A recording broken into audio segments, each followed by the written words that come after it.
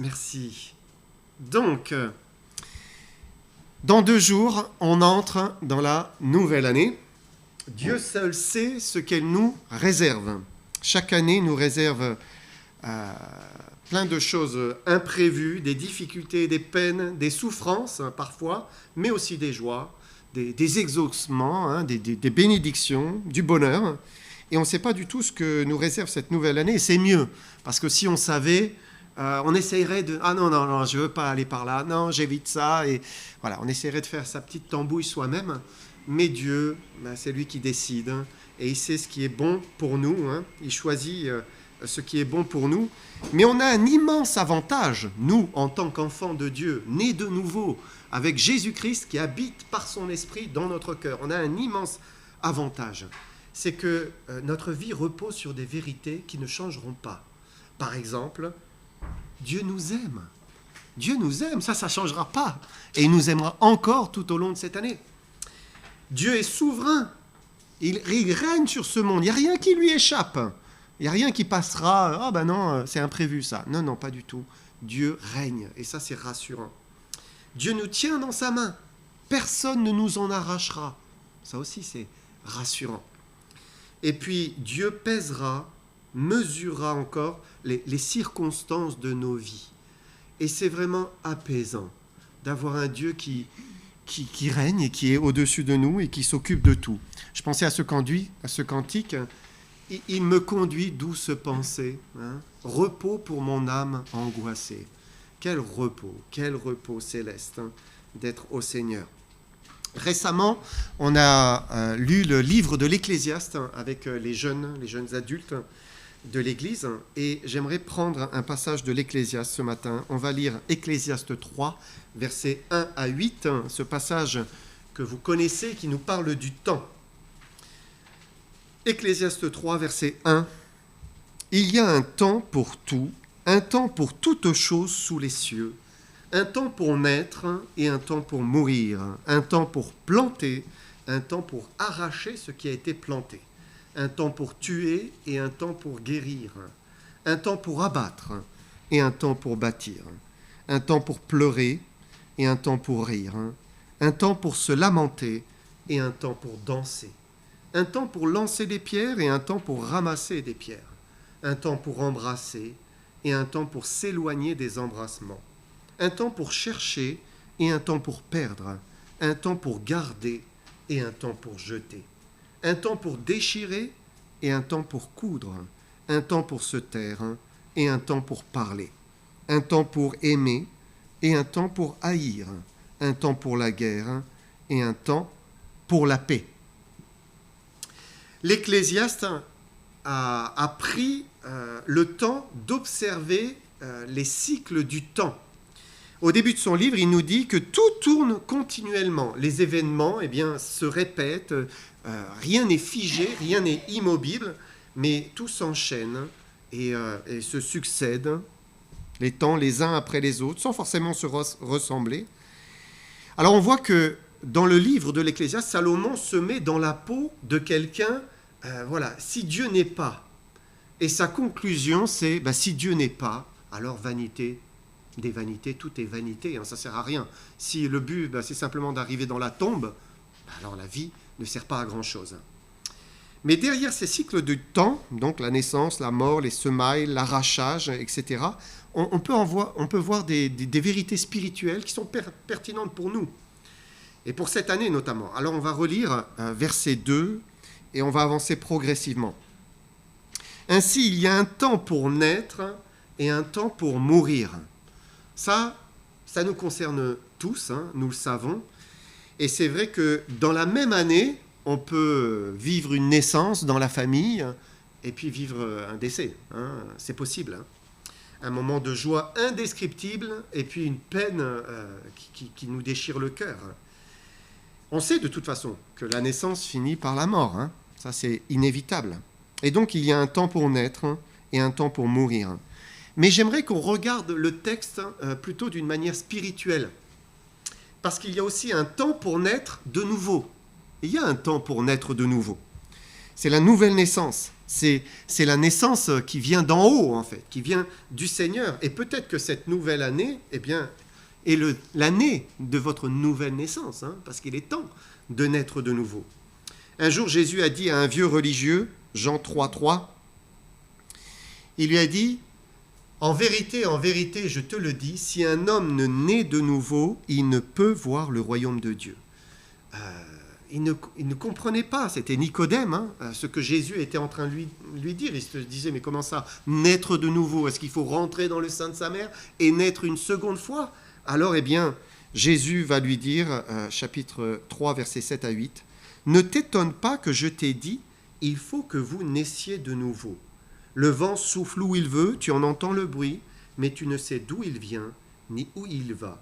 Il en est ainsi de tout homme qui est né de l'Esprit. » Et naître une seconde fois, naître de nouveau, c'est naître spirituellement. C'est naître de l'Esprit de Dieu, en fait. De l'Esprit de Dieu qui agit. Et l'Esprit de Dieu, il est comme le vent. Le vent, vous en voyez les effets, vous voyez les feuilles qui bougent, hein, quand la tramontane souffle. Eh bien, par contre, le vent, vous ne le voyez pas. L'Esprit, c'est pareil. On ne le voit pas, mais on en voit les effets. On peut en voir les effets dans les âmes qui ont reçu le Saint-Esprit. On voit des effets, on voit l'amour, on voit le pardon, on voit la grâce, on voit la bienveillance, la bonté. Ça, c'est des effets du Saint-Esprit. Et si nous sommes tous nés une première fois physiquement pour vivre sur cette terre, il faut naître une deuxième fois spirituellement pour pouvoir vivre dans le ciel.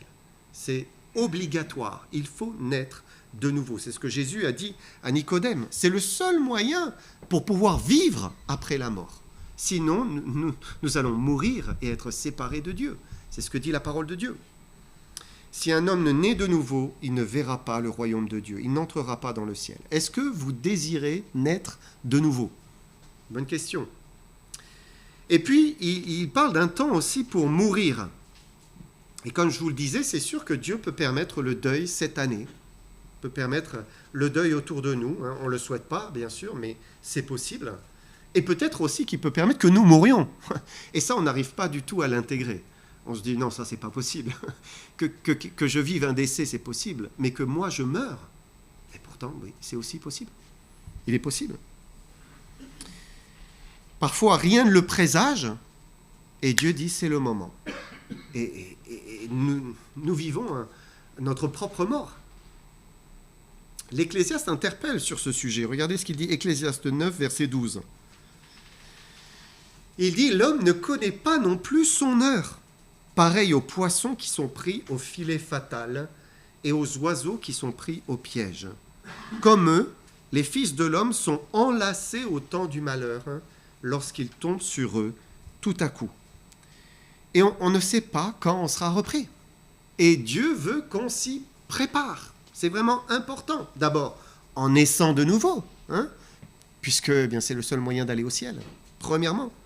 Mais aussi ensuite en vivant pour Jésus-Christ. Vivre pour Jésus-Christ, c'est se préparer justement à cette rencontre avec Dieu. Comment on peut vivre pour Jésus? Comment vivre de la vie de Jésus? En mourant. Hein? Il y a un temps pour naître, un temps pour mourir. Peut-être il est le temps de mourir à soi-même. Peut-être c'est le moment. Arrêter de vivoter sa vie chrétienne, mais d'entrer dans la vie en Jésus-Christ. Hein. Malheureusement, beaucoup de chrétiens n'entrent pas pleinement dans la vie en Jésus-Christ. En fait, ils se contentent de quelques gouttes, un petit filet de temps en temps, alors qu'il y a un barrage avec des millions de mètres cubes et que les vannes ne demandent qu'à s'ouvrir et que le Saint-Esprit puisse se répandre dans nos cœurs. Et nous, on se contente de quelques gouttes. Quelques gouttes. Le seul obstacle aux vannes, c'est le péché. C'est notre péché. Ce sont toutes les mauvaises habitudes, tous nos petits péchés qu'on appelle mignons. Hein. C'est notre indépendance. Oh, c'est pas forcément grave, mais c'est notre indépendance. Hein. C'est notre désobéissance. Hein. Et c'est exactement ce qui empêche la bénédiction du Seigneur. La bénédiction ne peut pas couler à cause de cela. Les vannes sont fermées et il y a un petit ruisseau voilà, qui passe. Jean 12, verset 24. En vérité, je vous le dis, si le grain de blé qui est tombé en terre ne meurt, il reste seul, mais s'il meurt, il porte beaucoup de fruits. Alors est-ce qu'on va prendre cette voie de « Seigneur, je veux vraiment renoncer à moi, je veux donner ma vie, je veux t'offrir mon cœur et que tu vives en moi ». Est-ce qu'on va goûter de cette vie en abondance que Jésus promet durant cette année? Ensuite, il y a un temps également pour planter et un temps pour arracher ce qui a été planté. Et pour changer dans sa vie chrétienne, eh bien, il faut planter des bonnes habitudes. On en parlait hier à table avec les enfants. Et peut-être que durant ces années passées, nous avons planté des mauvaises habitudes. Parfois, notre vie, elle prend un pli et voilà, c'est fait, quoi. Voilà. On a bien appuyé, c'est bien imprimé, et on retombe sans cesse dans la même chose. On sait que c'est mal, pardon. On sait qu'on ne devrait pas le faire. Et bien, on retombe, et puis le jour d'après, et on retombe encore. C'est comme quand vous sciez un morceau de bois, pour ceux qui font du bricolage. Si votre scie n'est pas bien droite, à un moment, si elle dévie, vous faites un autre sillon. Et après, c'est vraiment difficile de rattraper et de faire un morceau qui soit vraiment bien coupé. Parce que on a tendance à repartir dans le mauvais sillon. C'est exactement comme nos vies. Parfois, on prend des sentiers où nous savons que nous péchons, nous le savons. Mais on est comme prisonniers. On recommence. Et chaque jour se ressemble. Et peut-être qu'il est temps d'arracher ce qui a été mal planté, ce qui s'est planté et qui n'aurait pas dû. Et de commencer à planter des bonnes habitudes. Et il n'y a pas de secret. Pour avoir une habitude, il faut répéter, recommencer, pendant des semaines, pour que l'habitude se développe. Dieu aimerait nous donner une volonté forte, inébranlable, c'est ce que dit la parole de Dieu, un cœur sérieux, de la constance. Il peut le faire, mais il faut que nous, on le désire et qu'on dise « Seigneur, viens-moi en aide, je veux changer, je veux changer ». Est-ce que nous le voulons? Verset 3, Ecclésiaste. Il y a aussi un temps pour tuer et un temps pour guérir, nous dit l'Ecclésiaste. Tuer, c'est mettre à mort. Et bien sûr, Dieu ne nous demande pas d'aller tuer notre prochain. Tu ne tueras point. Mais Dieu nous demande encore, et je recommence sur cette idée de tuer par contre nos péchés, ça c'est clair. Il veut qu'on les mette à mort. Colossiens 3, versets 5 à 8.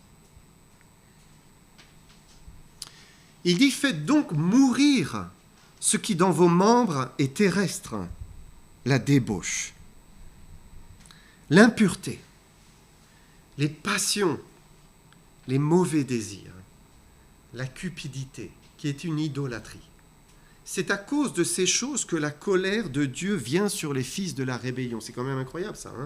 Parfois on arrive à commettre des choses ici, mais la colère de Dieu vient sur les fils de la rébellion qui commettent ces choses. C'est ainsi que vous marchiez autrefois, lorsque vous viviez dans ces péchés. Mais maintenant, renoncez à toutes ces choses, à la colère, à l'animosité, à la méchanceté, à la calomnie, aux paroles équivoques qui pourraient sortir de votre bouche. Et Dieu nous demande de faire mourir, de tuer ce qui dans nos membres est terrestre, est attaché à la terre. C'est pour cela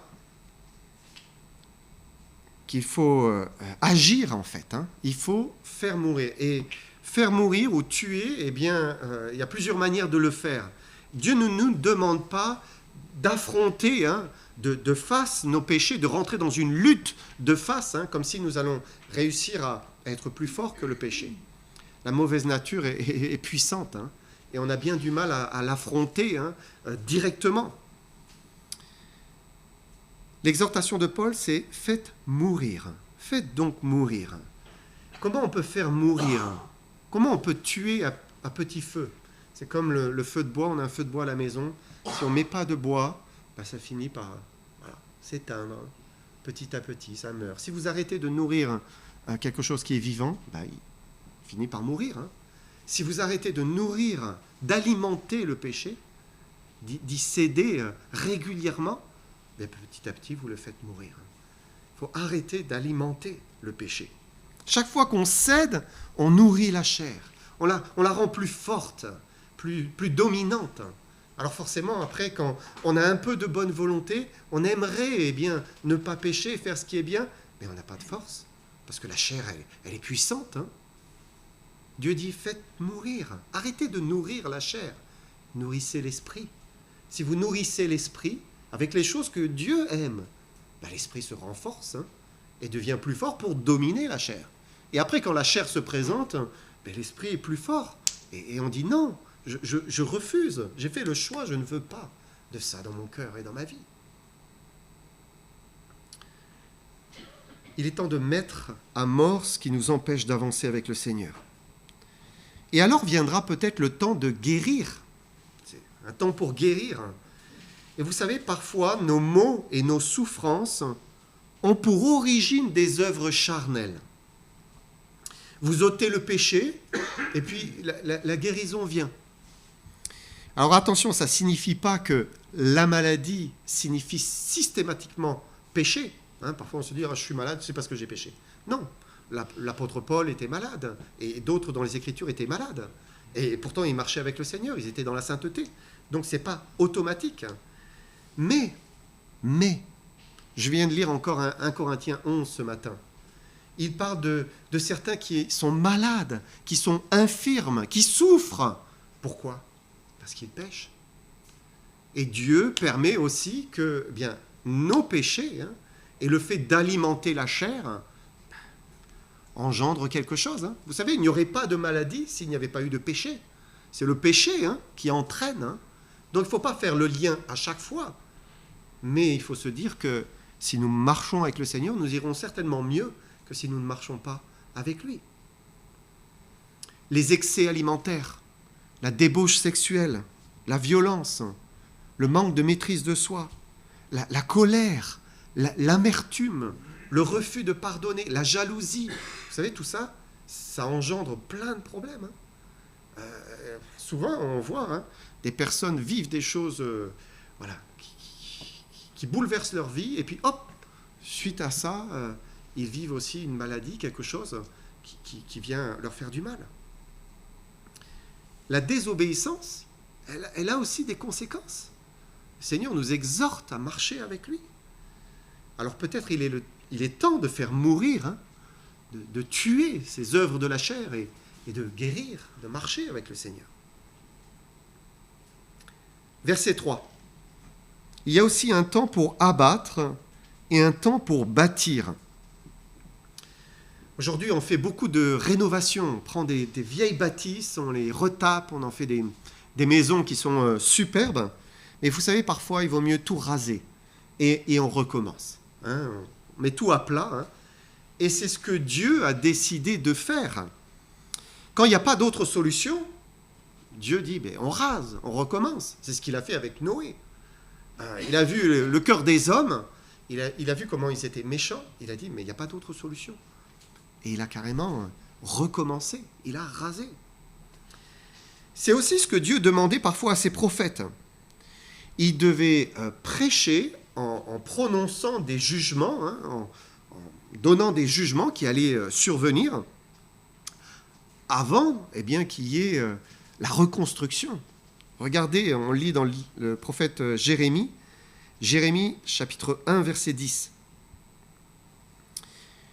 Il dit, regarde, je t'établis aujourd'hui sur les nations et sur les royaumes pour que tu arraches, que tu abattes, pour que tu ruines, que tu détruises, pour ensuite que tu bâtisses et que tu plantes.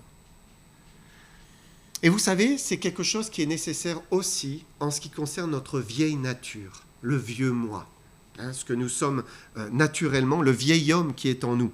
La Bible est très claire sur le fait que nous ne pouvons pas bâtir sur l'homme naturel. C'est impossible. On ne peut pas bâtir sur le vieil homme, c'est-à-dire l'homme irrégénéré, celui qui n'est pas passé par cette nouvelle naissance, la naissance d'en haut. Il y a certaines maisons, vous savez, elles sont irrécupérables. Vous passez, là, vous descendez un petit peu plus bas dans la rue, vous Vous savez qu'on est à la limite du quartier Saint-Jacques. Les maisons dans le quartier Saint-Jacques s'effondrent. C'est une catastrophe. Alors on m'a expliqué qu'ils avaient bâti au départ ces maisons avec du sable de la mer, mais qui est plein de sel, qui attire l'humidité. Donc forcément, des fondations jusqu'au mur, tout est sapé par l'humidité et se détruit, se désagrège. En fait, le quartier est en train de s'effondrer. Et en fait, il n'y a rien à faire. Il faut raser, il faut détruire et puis rebâtir correctement. Mais beaucoup ne veulent pas quitter leur maison. Beaucoup de ces habitants qui sont à côté préfèrent habiter encore dans ces maisons délabrées. On essaye de retaper, de soutenir les planchers, de mettre des bouts de bois, de mettre des IPN, là, ces poutrelles vous savez, en acier qu'on voit un peu partout, là. Et non, pour tenir les murs, parce que sinon, eh bien, cela va tomber. Mais quand de la fondation à la toiture, tout est mauvais, il faut détruire, il faut recommencer. Eh bien, c'est ce que Dieu veut faire avec nous. Nous sommes naturellement des pécheurs. Notre nature est mauvaise. Peut-être vous dites, moi je ne suis pas mauvais, moi je suis plein de gentillesse. Il suffit une circonstance. Il suffit que vous soyez dans une circonstance et ça va être un révélateur. Et d'un seul coup, vous allez voir, oh là, je suis capable de cette colère, je suis capable de cette haine, je suis capable de ça. Et on se surprend parfois. Mais il suffit que les circonstances sont plutôt favorables et tout va bien. Et finalement, le cœur n'est pas révélé. Mais nous sommes mauvais. La Bible dit que nous sommes mauvais. Notre cœur est mauvais. Nous sommes corrompus par le mal. Et ce n'est pas de donner des préceptes bibliques qui changent la nature humaine. Ce n'est pas de donner une morale chrétienne, de donner la loi de Dieu. Ça ne suffit pas. Regardez ce qui s'est passé pour Israël. Ils avaient toute la loi de Dieu. Ça ne les a pas complètement transformés. Ce n'est pas non plus d'apprendre à aimer. C'est vrai, il faut aimer. Il y a plein de gens qui aiment. Ce n'est pas de donner simplement l'exemple de Jésus. Ce qui change, c'est d'être une nouvelle création. C'est ce que la Bible dit.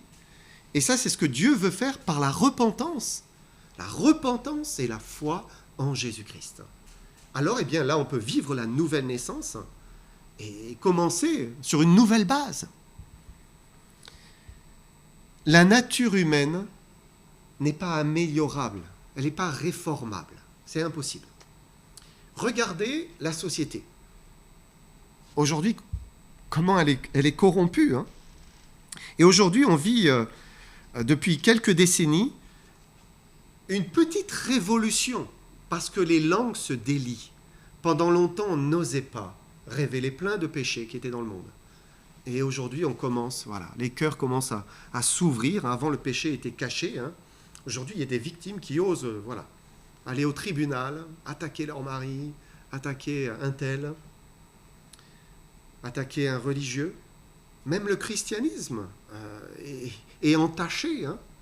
Regardez l'abbé Pierre, un homme avec le cœur sur la main, plein de bonté, de générosité. Et c'était l'amour prêché par des œuvres, c'était concret. Mais ça ne suffit pas. Ça ne suffit pas. Pourquoi ? Parce que la nature humaine ne peut pas être améliorée. C'est pas possible. Vous pouvez donner une bonne morale chrétienne, ça ne change pas la nature du cœur. Le péché domine, même un chrétien. Mais il y a une chose qui change réellement à l'intérieur, c'est la repentance et la foi en Jésus-Christ. Et c'est cette nouvelle naissance, la naissance que Dieu opère par le Saint-Esprit. Et Dieu veut réellement abattre, il veut détruire, il veut mettre à mort la vieille nature, crucifiée. Il veut qu'elle soit morte, crucifiée avec Christ, parce qu'elle ne peut pas changer, elle ne peut pas être améliorée. Et il veut nous faire naître de nouveau, pour bâtir après sur une vie qui soit nouvelle. Peut-être est-ce le temps cette année d'en faire l'expérience. Verset 4. Ensuite, il y a aussi des années qui sont un temps pour pleurer, un temps pour rire, un temps pour se lamenter ou un temps pour danser. Et comme je le disais tout à l'heure, la vie est faite d'une alternance de peine, de joie, On préfère bien sûr se réjouir que de pleurer, hein. Mais le chrétien est aimé de son Père. Et il n'a pas à craindre le futur. Dieu va prendre soin de lui, même s'il passe par des peines. Dieu le consolera. C'est ce que dit l'apôtre Paul, 2 Corinthiens 1, verset 7. Il dit « Notre espérance à votre égard est ferme, parce que nous savons que si vous avez part aux souffrances, vous avez part aussi à la consolation. » Paul l'avait vécu en fait. Hein. Il avait souffert et il avait vu Dieu s'approcher et lui donner sa consolation. Et ça a été un baume, une guérison pour son âme. Alors il dit aux frères, mais nous savons que si vous souffrez, alors vous avez part aussi à la consolation. Dieu va vous consoler, c'est certain. Je pensais à David. David, un homme selon le cœur de Dieu.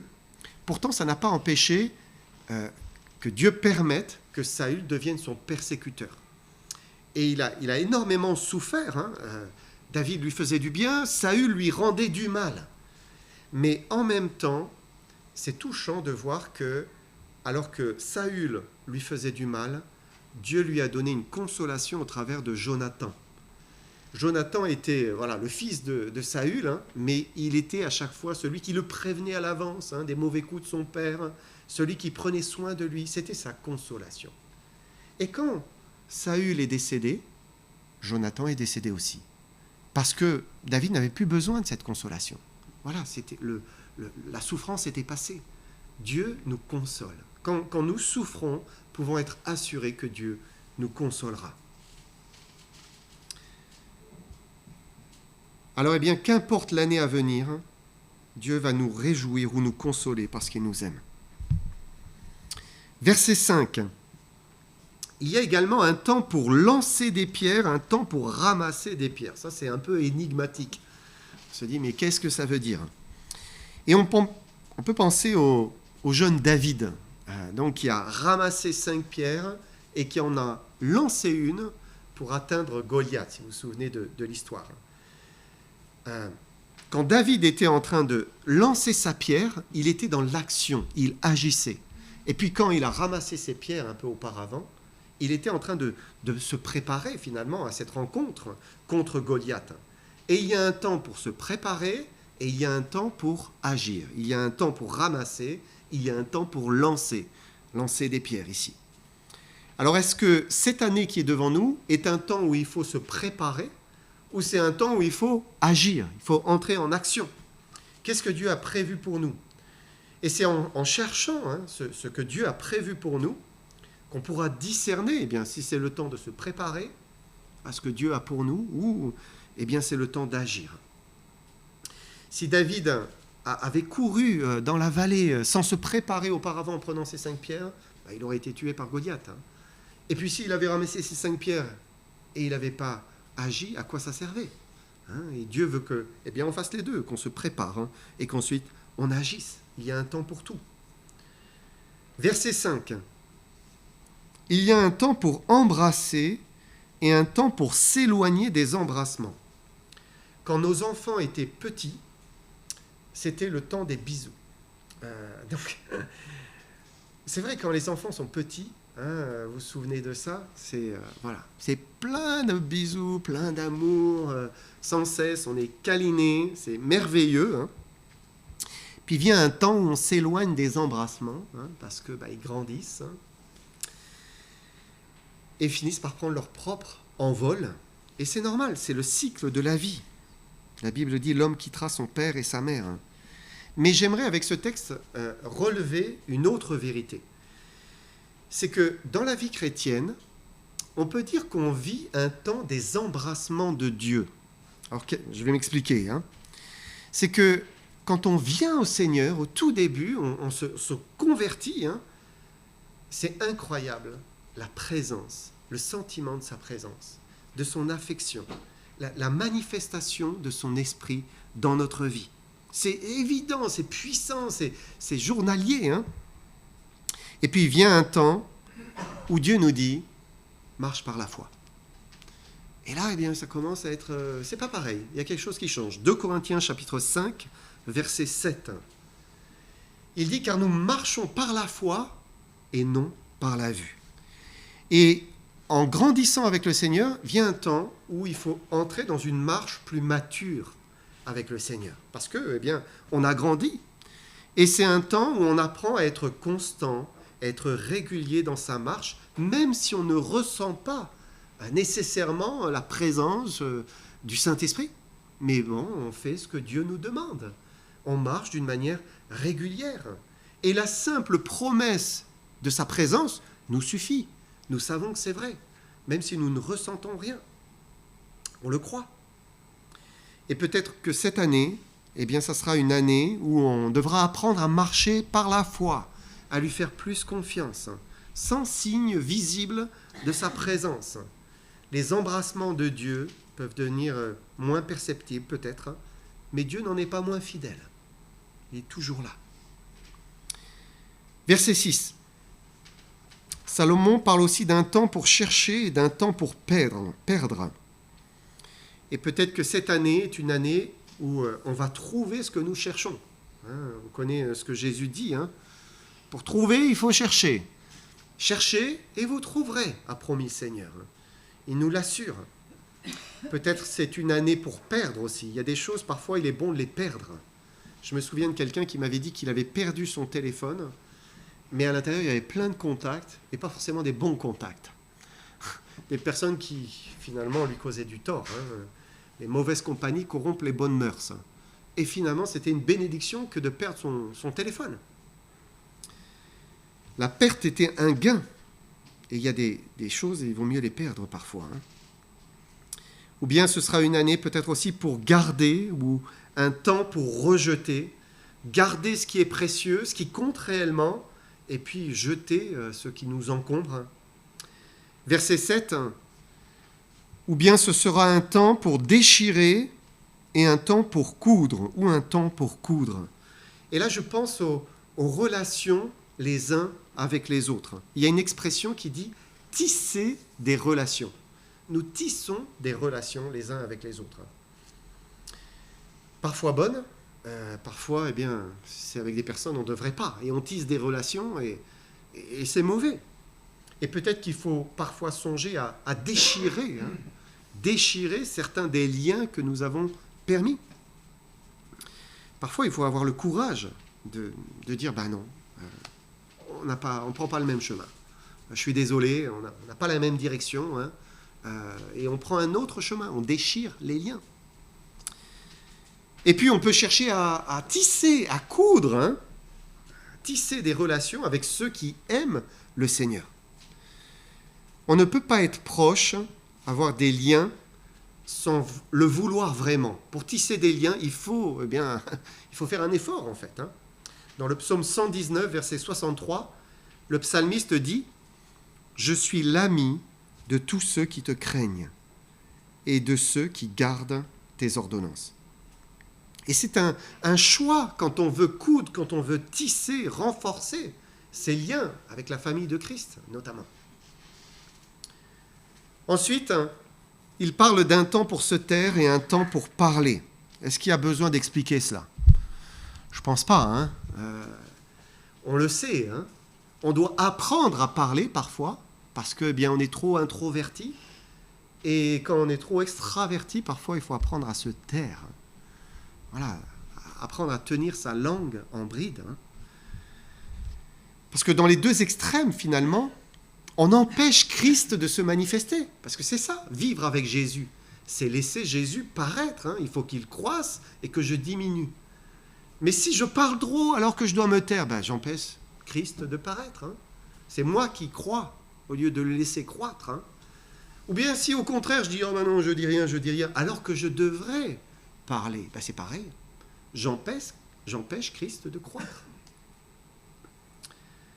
Jésus, lui, il était parfaitement équilibré. Il savait se taire, il savait parler.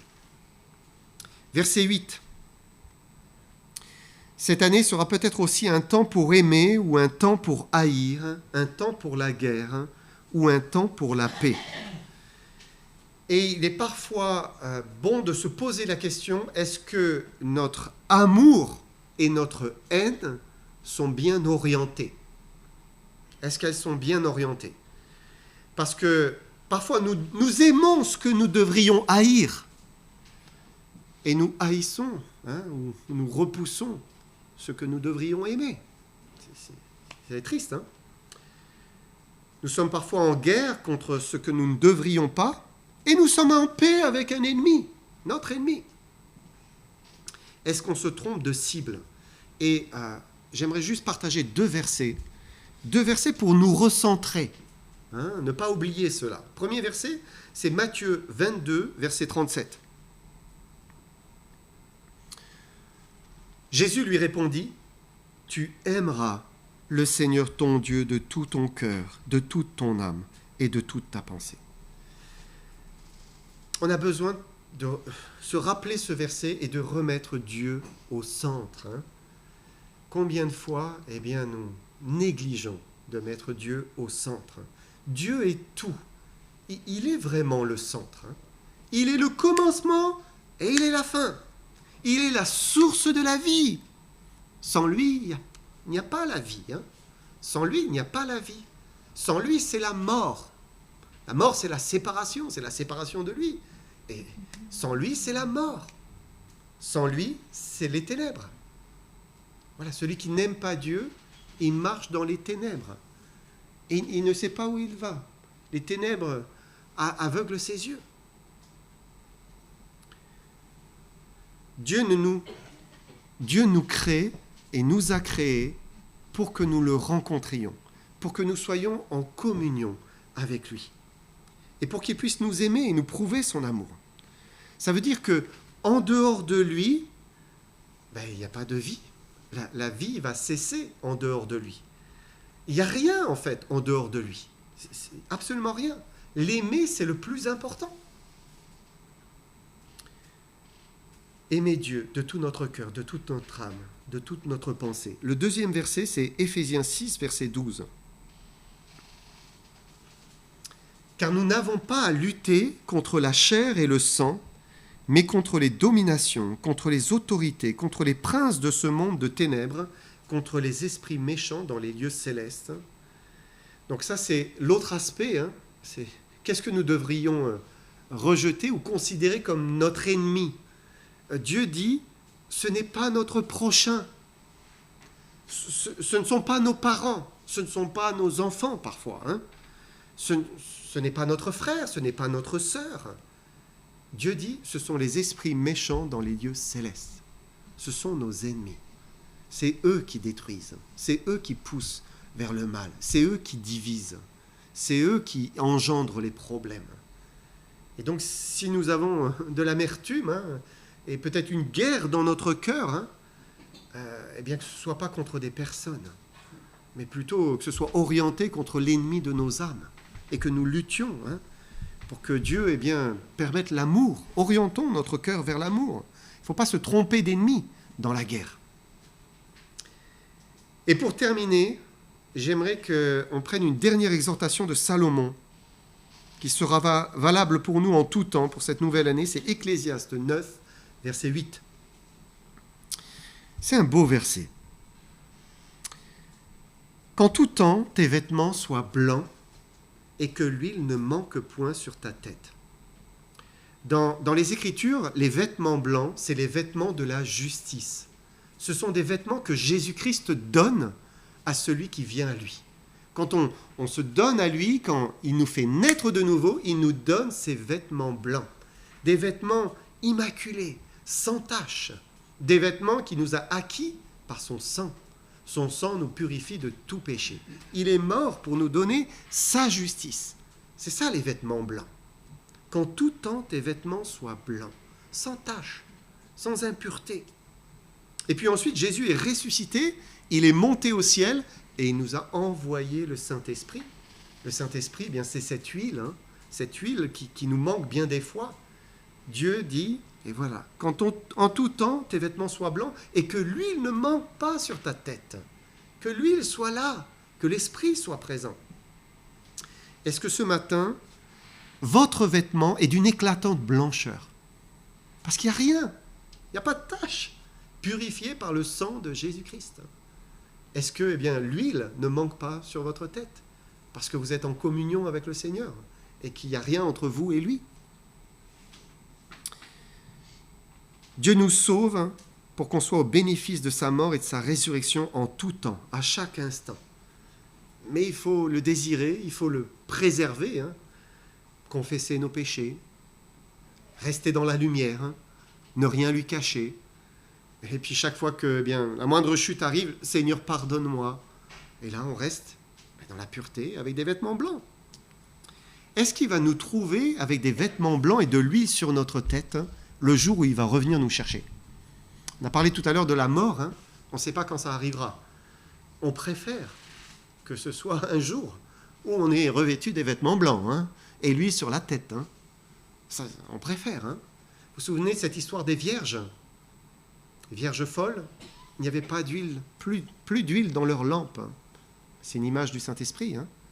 Parfois, on cherche l'huile parce que la communion avec le Seigneur, elle s'est perdue sur le chemin. Peut-être cette année, il est temps de revenir à lui et dire, Seigneur, pardonne-moi. Je veux marcher avec toi. Redonne-moi ces vêtements blancs et fais couler cette huile sur ma tête. Que le Seigneur vous bénisse.